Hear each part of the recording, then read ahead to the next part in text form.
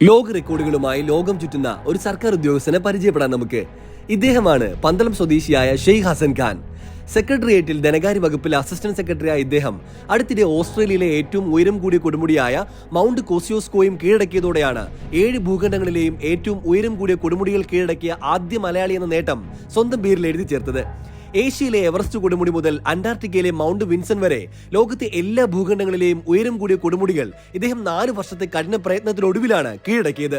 അതിശൈത്യവും അതികഠിനമായ ചൂടും ഉൾപ്പെടെ പ്രതികൂലമായ നിരവധി പ്രതിസന്ധികളെ അതിജീവിച്ചാണ് അതിസാഹസികമായി ജീവൻ പണയം വെച്ച് കൊടുമുടികൾ കീഴടക്കിയ ഇദ്ദേഹം ഈ അത്യപൂർവ്വ റെക്കോർഡ് സ്വന്തം പേരിൽ എഴുതി ചേർത്തത്. അടുത്തിടെയാണ് ഇദ്ദേഹം ലോകത്തിലെ ഏറ്റവും ഉയരം കൂടിയ അഗ്നിപർവ്വതമായ ചിലിയിലെ ഓഗോസ് ദെൽ സലാദോ കീഴടക്കി പർവ്വതത്തിന് മുകളിൽ ഇന്ത്യൻ പതാകയുമായി നിൽക്കുന്ന ചിത്രം സോഷ്യൽ മീഡിയകളിൽ പങ്കുവെച്ച് ഓരോ ഇന്ത്യക്കാർക്കും അഭിമാന നിമിഷം സമ്മാനിച്ചത്. ജീവിതത്തിൽ ആഗ്രഹങ്ങൾക്കും ലക്ഷ്യങ്ങൾക്കും മുന്നിൽ ജോലി ഒരു തടസ്സമായി നിൽക്കുന്നവർക്ക് മികച്ച ഒരു പ്രചോദനം കൂടിയാണ് എവറസ്റ്റ് കീഴടക്കിയ കേരളത്തിൽ നിന്നുള്ള ഏറ്റവും പ്രായം കുറഞ്ഞ സിവിലിയൻ കൂടിയായ ഷെയ്ഖ് ഹസൻ ഖാൻ.